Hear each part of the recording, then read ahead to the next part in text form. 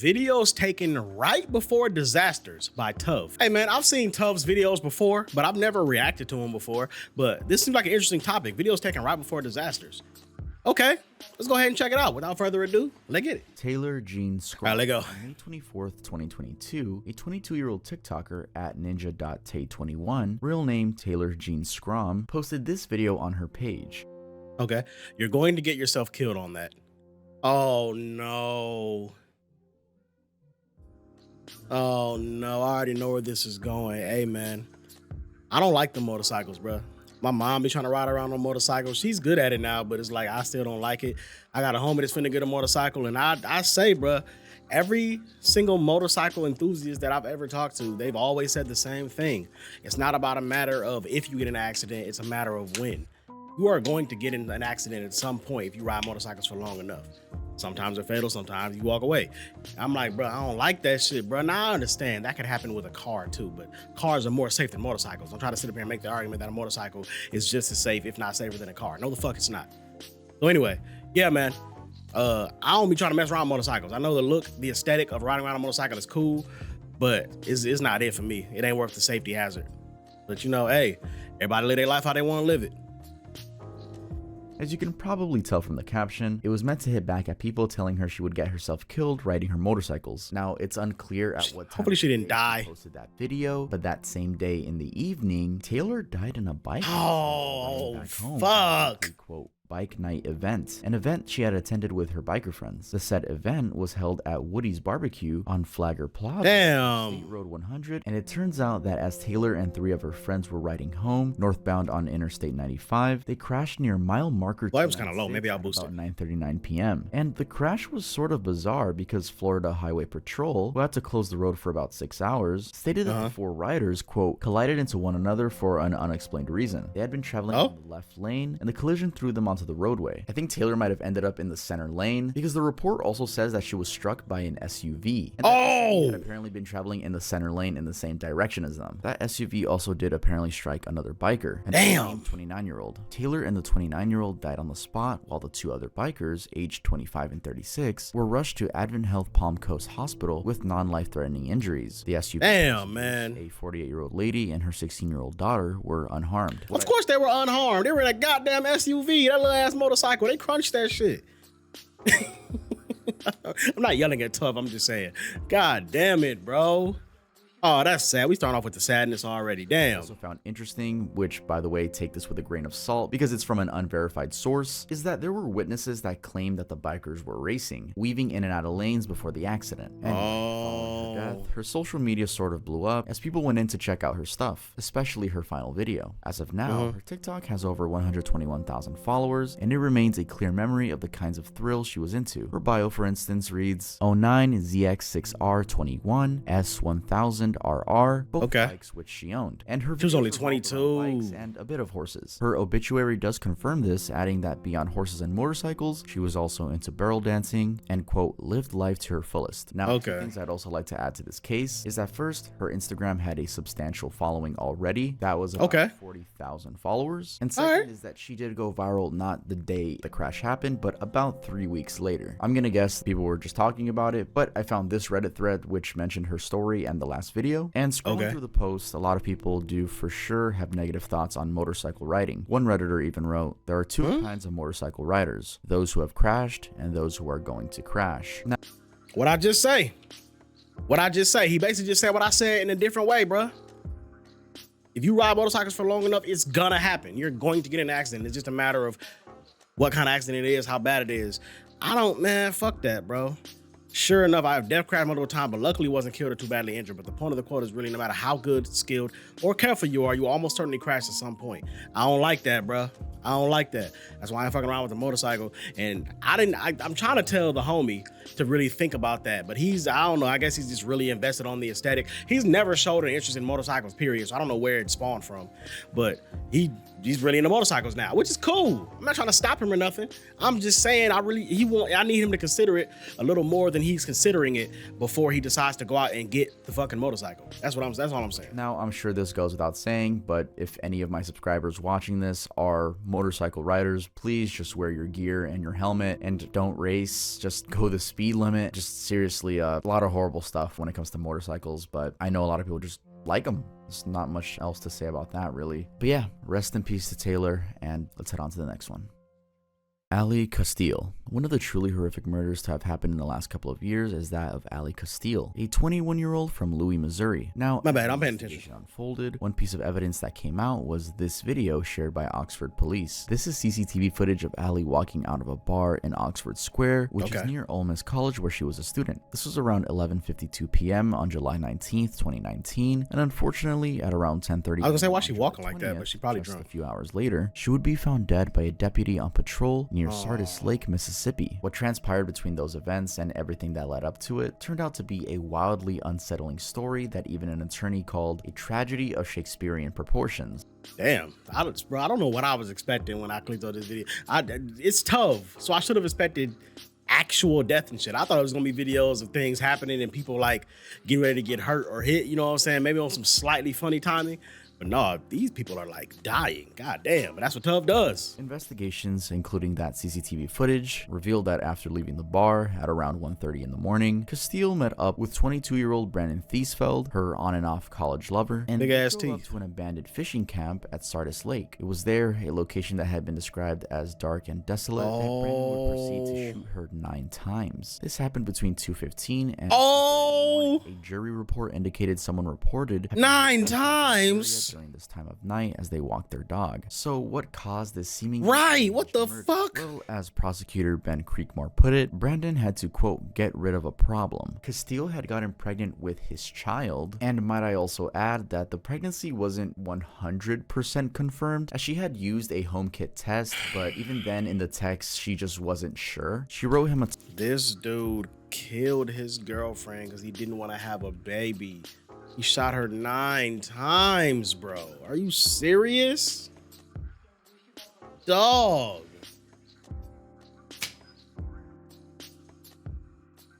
People on this planet, man, some motherfuckers are just evil.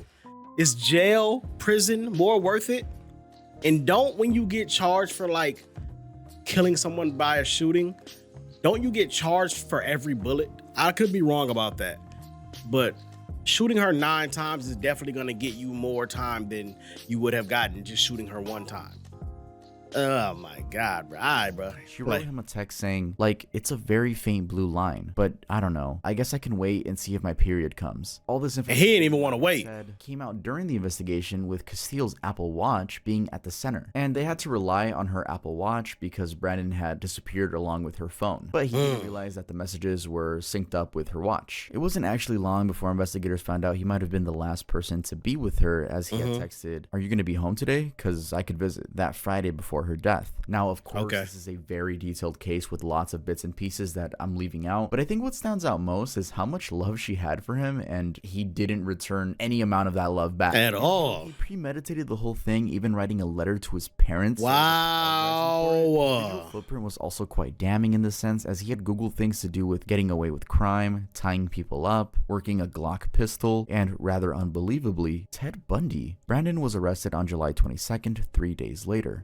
This motherfucker did full-fledged research on how to be a damn killer, how to successfully kill somebody, all that good shit. He didn't know how to work a gun. He looked into how to work a gun just so he could kill his girlfriend because he got her pregnant. Bro, he fucked around and would have did that anyway. It probably wasn't even just the pregnancy, but damn, it definitely doesn't help. Shit. Attempting to flee to Memphis, Tennessee. In his rather distinguishable truck with "Take It" plates, police found a .40 caliber gun. He got extradited back to Lafayette County, Mississippi, where he was charged with first-degree murder and sentenced to life in prison with the possibility of parole. Rest in peace to Ali. Yeah, rest in peace to her, man. Gave a stupid ass life. Is that better? Is that better?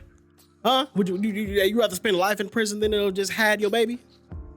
Dumbass. Tyler Effinger. Earlier in January of this year, this video circulated widely on the internet and was a big topic in the news. Oh? That was security footage at Salt Lake City International Airport, and it shows the final moments of 30-year-old Tyler Effinger before he would later be discovered unconscious in the engine of an almost departing occupied commercial flight bound for San Francisco. Before I recap what's happening in the clip, let's talk about what happened before. So according to his father, Judd Effinger, Tyler had been held up in security and missed his flight. Now, nothing unusual with that information, but it turns out that he suffered a manic episode, one of many that had been happening to him for over 10 years, and that his father said usually don't end up well for him, so have that in mind. The footage is from 9:52 p.m. on New Year's Day, and the incident happened at a secured part of the terminal. I'm glad I don't deal with those. I know people that deal with those. Control center to report a, quote, disturbance involving a passenger. That report was made while Kyler was running around and struggling with the doors. The other man seen in the footage was alleged to be a custodian at the airport, and Kyler speaks to him in between attempting to open the locked gate door and gate A1 door. Also notice how he just has his socks on, carrying his shoes in his hands, which he actually uses to try to break the window next to the A1 door. By the time the Salt Lake City Police Department was being involved, he had made his way out of the emergency and ran down the stairwell. He quickly then made his way onto the tarmac, and images from the thermal imaging camera show him approaching the slowly taxiing Delta Airlines plane. The footage cuts before he gets to the plane, but according to the reports, he ended up reaching the plane, having taken off his clothes along the way, and used a de-icing pad to crawl his way up inside the engine. Officers and airport operation workers who had been searching for him discovered him unconscious and tried to remove him via the removable cover of the engine. Damn. Although they did, attempts to revive him, including administering naloxone, were unsuccessful and he was pronounced dead. Naloxone, in case you didn't know, is used by medics in order to rapidly reverse an opioid overdose. Additional information from the family said that Kyler could have been triggered by the airport's stress, missing his flight, and believing he was being profiled by the TSA. Kyler had also apparently been trying to catch a flight to Denver after learning that his grandfather was in the final stages of life. It is yet to be established. So he was trying to hurry up and get there. His cause of death. But climbing into the engine wasn't it?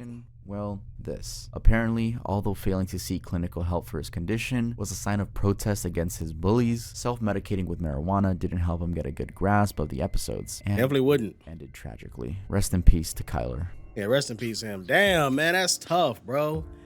Especially if with the whole granddad part. So he was trying to like, nah, bro, I can't for y'all understand. My granddad, if I don't go now, I might not make it, bro. I need to get there. He ran out to that plane and tried to hop in. Oh, man. Rest in peace to him. That was a dumb decision, but rest in peace, bro. Kyle Careford and Michael Owen. It's one thing for a video of a disaster to exist out of chance, like for example CCTV footage, but then it's a completely different situation when the family themselves release the deceased person's video just to warn others. I'm talking about this video from 2015. The two men recording themselves were Kyle Careford and Michael Owen. Owen, 21, a father of one, was the one recording, and Careford, 20, was the unlicensed driver behind the wheel. It turns out the two were high on a cocktail of drugs, and as you can probably tell from the footage, they were gassing each other up, even to the point where Owen says, "You're doing 90, boys, slow down." Driving Owen's Renault Clio, they had been speeding through the Rotherfield Road in Crowborough countryside, East Sussex, England, in the early hours of April 12th, 2015. It's dark as fuck. Before Careford lost control and plowed into a St. Michael's Parish church's wall. They both died instantly besides having their seatbelts on. And actually, at the end of the video, you can hear someone call out, "Can you hear me?" But there's no response. Releasing the footage, Owen's mother, Kat, said that she hoped it would stop others from making a decision like her son. She added that she blamed both of them for the incident. Careford's family also spoke. Don't get it twisted. They brought the shit on themselves. Rest in peace to them. But damn, bro, they did it to themselves, bro. And maybe you could say it was just the driver because he was the one driving, especially even if the passenger was like, bro, you're doing 90, like slow the fuck down. And he didn't slow down. But shit, man, that stuff is tough, bro. Hey, man, ain't no joy riding, bitch.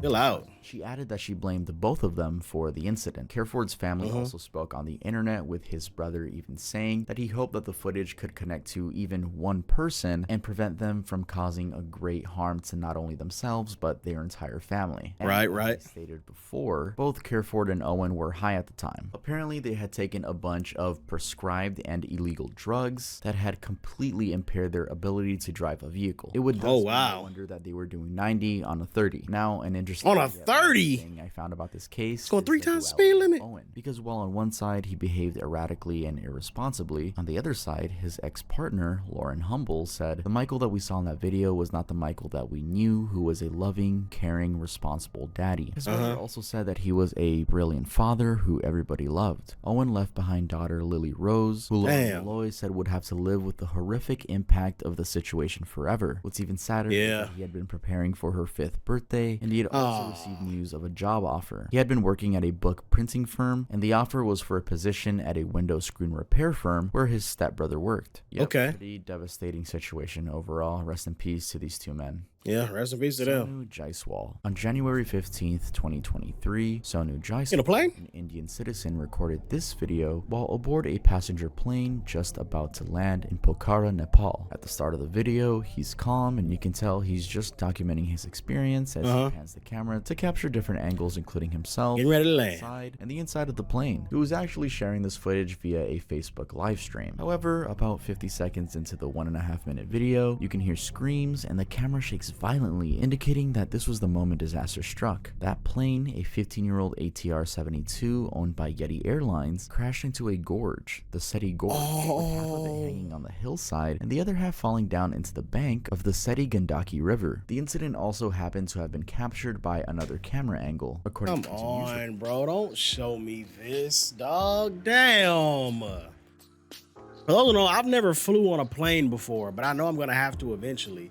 I don't like seeing shit like this, bro. I've never been on a plane. So like, of course, seeing crash videos is gonna make me like fucking be like, God damn, bro. Now I don't want to get on one, but I have to. I want to go to Japan one day. You can't fucking drive to Japan, my nigga. You gotta fucking fly there. Shit.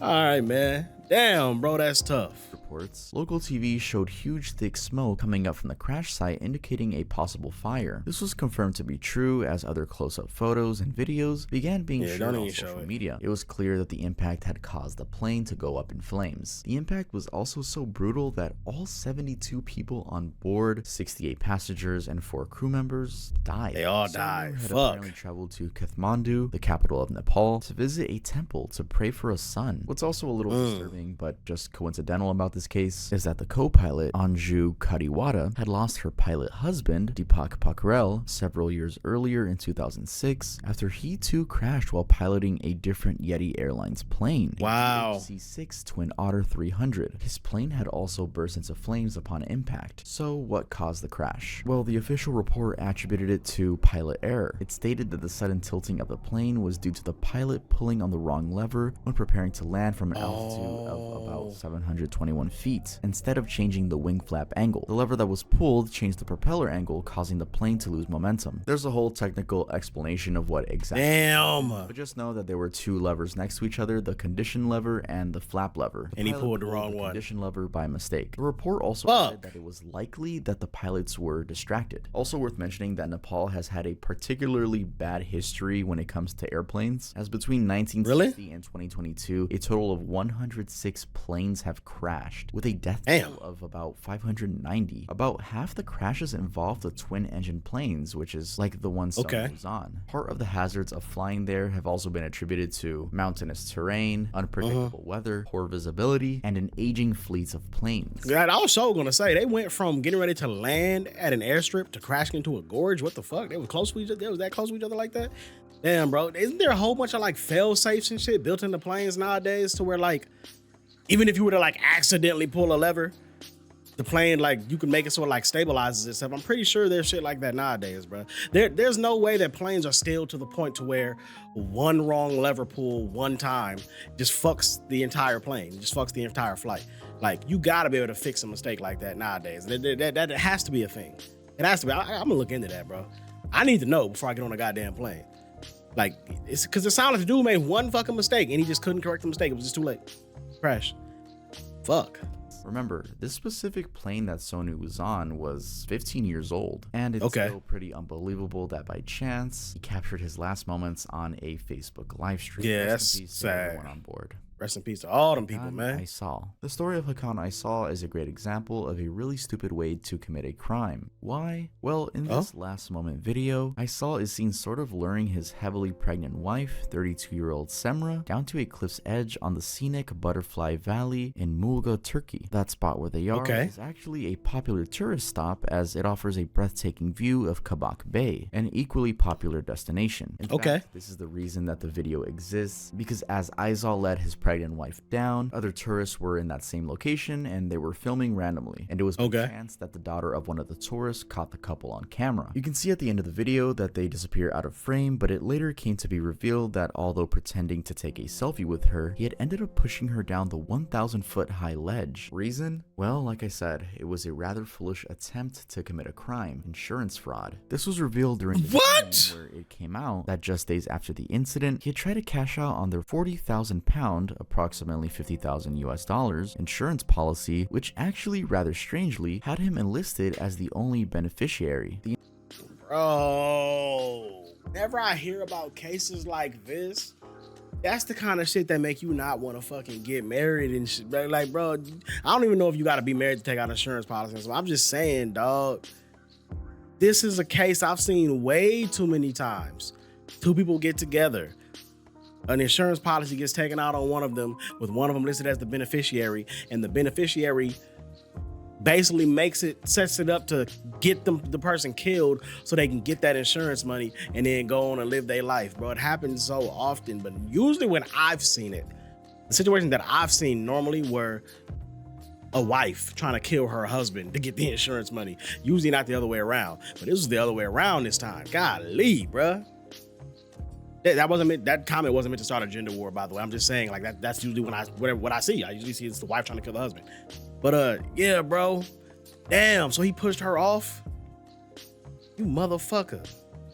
Life in prison. The insurance payment was declined when the news of the investigation was unveiled. His version of the events? Well, he said that after taking a selfie, Semra put the phone in her bag, which they left a few steps away from where they later sat. Then she had apparently requested him for the same phone, and as he got up to walk to the bag, he heard her scream only to find that she was no longer there. The story, however, didn't hold up as there was a mountain of evidence against him. For example, there's already the video footage that the other tourist took, and those who witnessed it even said that Aysal was acting strangely with the mother of the daughter who took the video. Oddly enough, the woman even joked and said, either this man will throw the woman off or the woman will throw the man, which is really creepy looking back on. And there were also claims that the couple had been on the cliff for about 3 hours, assuming that Aysal was waiting for there to be no witnesses around. That's why there's no footage of him actually doing it. It also emerged, claimed by her brother Yoku, that Semra had taken out 3 loans on behalf of Aysal despite her well-known attitude against taking loans. Honestly, an additional damning piece of evidence was how everyone claimed how he didn't seem moved by his wife's death. For example, Sait Erturk, a driver that he flagged down to help after she, quote, fell, said he did not accompany them to search for the body. He had apparently been, quote, carefree and calm, not acting like a man who just lost his wife due to falling off a cliff. Cold-blooded, bro.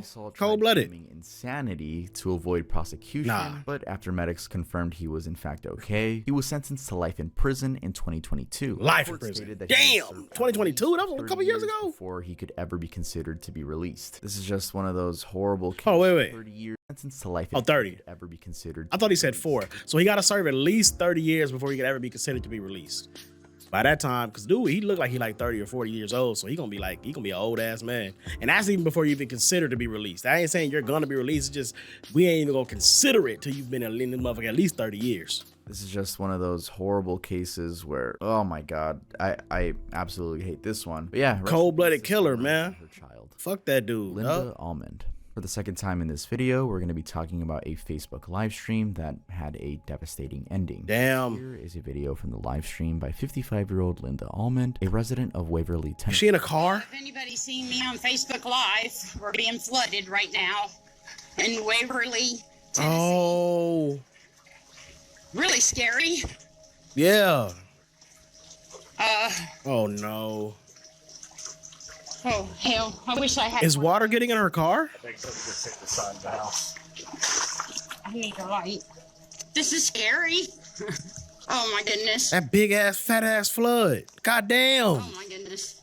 In the video, she basically puts it out there that they're being flooded, terming it as, quote, really scary. Her final words before the footage cuts out, as you just have heard, were, "This is really scary. Oh my goodness, oh my goodness." Shortly after, Almond and her son Tommy, both who were on the roof of their house, were swept away by rushing water and the roof collapsed. And while Tommy was rescued by authorities, Almond sadly didn't make it. Now, all this happened in August of 2021, and the mind-blowing thing is that it was caused by a staggering 17 inches of rain that fell in Humphreys County in 24 hours. That amount of rain had actually not been recorded in the area ever before. It was reported as having broken the previous record for most rain to have ever fallen in Tennessee within a 24-hour period. The only other time such a thing had been witnessed was the single-day record of 9.45 inches from back in 2010 in Nashville, which is about This is damn near double that. Is that about 9 inches of it fell within just 3 hours. It thus makes sense why, despite the rain having begun on a Saturday, by the time Almond was going live at about 10:15 a.m., the flash flood waters had risen quite significantly to the point that they were carrying debris and throwing it around. Yeah. In the video, you can hear a voice, presumably that of Tommy, saying that something just hit the side of their house. Now, as I mentioned, Almond never made it as her body wasn't found in the flood waters. At 2 p.m. on the following day, Sunday, her family confirmed that indeed she had passed away and that her body had been later recovered by authorities who were certain she died in the water. At least the body got recovered, That her she death was drowned. not isolated. The rains apparently kept on, and by Tuesday of the following week, a total of 21 people had been declared dead. Damn, some babies too. No, bro.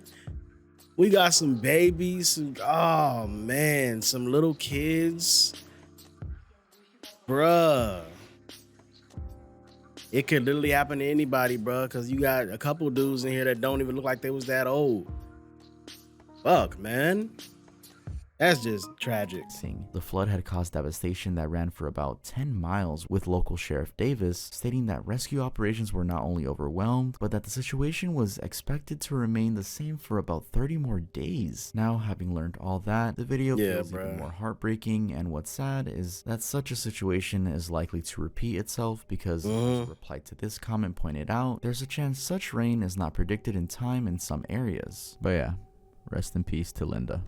This depressing ass video I'm watching right here, bro. God damn, man. I'm trying to laugh and insert jokes where I can, but shit, it ain't nothing but tragic and death in this goddamn. And again, this is a tough video. Not that all of his videos are just this, but I'm just saying, like this is what the video is. Videos taken right before disasters. These are all disasters, man. Damn, bro. We got a few more left. Let's go. Ran the bus driver. In 2018, this video caused a lot of officials in China to be furious as it led to deaths that most thought could be avoided. In the video, you can see the driver, 42-year-old Ran, in a heated exchange with a passenger who was later identified as 48-year-old Liu. What the fuck is he doing? With her cell phone. Why are you attacking the motherfucking driver of the bus? Take your stupid ass to the back and sit down. What are you doing? Who was later identified as 48-year-old Liu. Liu can be seen slapping the driver with her cell phone before he hits back, losing control of the bus in the process. This incident happened in the city of Chongqing, China, and the bus unfortunately plunged about 200 feet down into the Yangtze River. Bro. Yes, they were doing all that while crossing the iconic but also really high second Guangzhou Yangtze River Bridge. There's actually this camera footage from outside the bus, which shows the moment the driver lost control, veered off into the oncoming lane, and crashed into a sedan before rolling off the edge of the bridge down into the river. Wow. At the time of the accident, there were about 15 people inside the bus, with none having survived. The bus actually plunged about 215 feet below the surface of the water. Damn. It was very difficult for anyone to make it. So even if you would have got out the bus the moment, like it was safe to get out the bus when they went under the water, you would have had to swim up 200 feet. That's a lot of swimming to do, goddammit. You got to be able to hold your breath for a long time to be able to make that. Fuck, bro. So they all drowned down there if they didn't die from just the bus hitting the water. Who the fuck was this dumbass bitch attacking the bus driver? Why, bro? What are you doing? It's her fault. Now, the bus driver, I guess you could say, man, he should have just been paying more attention and not hit the bitch back and shit. But bitch, what are you assaulting this nigga for, man? What are you doing? It's also probably why out of 15 fatalities, only 13 bodies were retrieved and identified, while 2 remained missing. Also worth noting is that the rescue operation was quite huge given the nature of the location and accident. About 50 firefighters, 5 fire engines, and 2 rescue boats. Bitch, you caused the crash. Where the only indication of the sunken bus was oil fragments floating atop the waters. And that wasn't enough because a 60-ton capacity crane had to also be dispatched to pull the wreckage out of the water. So we already know that this horrific accident was caused by a brawl, but what exactly were they fighting about? Well, it turns out that the woman, Liu, had missed her stop and wanted to be let off the bus, but Rand didn't want to hear any of that. That's how she ended up hitting him, and he retaliated. And as I said before, I'm definitely not letting you off on the bridge. the cause of the accident, they were nothing but infuriated. An avoidable petty fight that ended up claiming tens of lives. Yeah. These sentiments were apparently mostly expressed on Weibo, a popular social media platform in China, with users, for example, stating, "In a few seconds, a whole bus of life is lost, and the price of acting on impulse is too grave." The official police statement also blamed the fight on mutual fist-fighting behavior. What I also found surprising about this case is that it seems that bus driver and passenger fights are sort of common in China. A commentary published in a local newspaper, People's Daily for instance, stated, "We have to ask, why do fistfights between passengers and drivers keep happening?" But yeah, rest in peace to everyone that was on board on that bus. Yeah, rest in peace to all of them. Rest in peace to the bus driver, and rest in peace to Liu. Even though it's her fault mostly, bro. Even if you want to say, okay, it's her fault and the bus driver's fault, you want to give them both blame, it ain't fucking 50-50. Cause bitch, why are you attacking the bus driver? I know you want to get let off. First of all, I'm not letting you off on this bridge, bitch. Like, get out my face. Second of all, if you didn't get off at your stop, or you saying I missed your stop, first of all, aren't there like things that you could do to get off a bus early? Maybe it's another thing over in China, but I know here and on the city bus in my city, you literally, there's like a string on the side of the bus that if you ever want to get let off in between stops, you can just like start pulling on it, and it notifies the bus driver like up at the front that like, oh, someone's trying to get off. And so basically they just try to find the next like sensible spot to stop at to let you off, and they'll let you off without it being like an official stop. Even if they don't have that in place there, bitch, why are you attacking the person driving the bus? Bro, the blame is like 70-30. It's 70-30. Maybe even 80-20. That's her fault, bro. Sinking ship. Next up is this chilling video recorded by a 17-year-old Korean student moments before he and hundreds of others died when a ferry that they were on, MV Suwal, capsized and sank. Now, the entire video is disturbing, but what I found pretty odd but interesting is that some of the students were making jokes as the ferry was leaning on its side, but I'm gonna assume they weren't aware of what was about to happen. This translated version of the video, as the announcer cautions them to remain in the same location and be prepared for a quote dangerous situation. One student asks, "Is it sinking for real?" And as the announcer keeps going, another student chimes in, "Nonsense." Later, someone suggests that they take a photo as part of their last memories, and jokingly, another one says, "Take a photo like this, like a man against gravity." That was right before yet another dark student humor shouts, "This is fun." And another comments, "This is like Titanic," before they start singing the Titanic theme song. That video, oh my god, one student tells his mom and dad he loves them as his final words. The video, which circulated widely, was shared with South Korean media by a father to one of the 323 students who had been aboard the ferry. There had been a total of 476 people on board. I should also add, student Park Soo-hyun had apparently shot an entire 15 minutes of video detailing the last few moments on the ferry, and so what I just shared here is a little section of it. The faces of the teenagers are blurred out as Park's father requested this to be done as a way to respect the privacy of the families mourning their loved ones. Anyway, what followed was a disaster that haunts South Korea. That's why I'm scared to go on a cruise ship. For instance, revealed that out of the 476 passengers, 304 died, and among those, 5 bodies were never recovered. Damn! Of the 299 bodies that were recovered, 250 were of second-year high school students. Why such a large number of students on board? Well, they had gone for a school trip to the scenic Jeju Island, and sadly, they never even made it to the island as the ferry sank on its way there. This was around 8:05 in the morning on April 16th, 2014. Rescue efforts began immediately after a distress signal was received, with private fishing boards being hailed for helping rescue more passengers than the Coast Guard. Actually, the government ended up taking a lot of the blame due to the perception that the Coast Guard as an agency did not put in enough effort in the rescue mission, especially in mobilizing help in time. And the blame didn't stop there because the captain escaped first, leaving the passengers with the instruction to just stay put. The control tower was also faulted for not acting swiftly, and the then president, Park Geun-hye, was blamed for not appearing in public for a whole 7 hours after the disaster had already occurred. occurred. All these factors were taken to imply failure in leadership after the disaster unfolded. The investigations into the incident were concluded in January of 2017, surprisingly with only the captain getting a prison sentence. Oh wow. Aftermath aside, why did the ferry sink? Well, reports indicated three main reasons. First, some dangerous renovations with regulatory approval had been done on the vessel, raising its center of gravity. Second, on the fateful day, the ferry had drained most of its ballast water, which it needed for balance. And third, it was overloaded with cargo, carrying more than twice the legal limit. Again, lots of blame went to governing authorities. God. So basically, yeah, like they said, this entire thing seems to could have been prevented if people wasn't overlooking shit. Damn, bro. Even claims that they had all them students. What's really gut-wrenching, as I've stated before, is how this affected the families. It was extremely difficult for them to move on from this. For example, an article from 2022 stating that 8 years after the disaster, some parents even killed themselves. Others got divorced, and some kept protesting, fueled by grief and anger. Yeah. Rest in peace to everyone involved in this sinkage. Fuck yeah, imagine sending your kid to school and then they fucking died to some shit that was preventable if motherfuckers had took better precautions. Oh, I'd be so mad. I'm forever mad. And I want my money. Money ain't gonna bring my kid back, but it's at least gonna make my life a little easier to live, I guess. Not gonna be easier on my feelings, but I need a life on easy street. But I shouldn't have to worry about nothing else.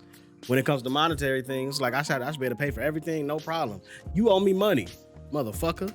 Berku Saglam. Let's end with this video where a 22-year-old Turkish beautician, Berku Saglam, is seen capturing her final moments right before a horrific crash. In the video, you can tell she looked good from the cockpit of a single-engine plane as she pans the camera around to show different sides of the plane. There's also some stitched-in footage of the plane taxiing on the runway a little while before they took off. Now, unfortunately, moments later, at about 3:32 p.m., while she was about 3,937 feet in the air, the plane had lost communication with the control tower. This was about 15 minutes after they had taken off from a small town near Istanbul, IG pics and all that. miles from the takeoff point. Workers at a nearby natural gas plant informed authorities of an object plunging from the sky. This object turned out to be the plane that Saglam and Hakan Koksal, an experienced 54-year-old pilot, were traveling in. The fall was captured in a video, and it was clear that they hit a 380,000 volt power line on their way down. The plane immediately burst into flames upon that impact. The two were found near the crash site by the search and rescue team. As to how they died, the local mayor, Aliner Actis, without specifically which, said that one of them was believed to have been ejected from the aircraft, falling to their death, while the other one died while the plane caught fire upon impact. Damn! The other part of the story is that Saglam's parents were not aware of her flying escapade, as she had only notified them that morning that she was leaving home in search of a job. She apparently posted on social media that same day with a caption saying,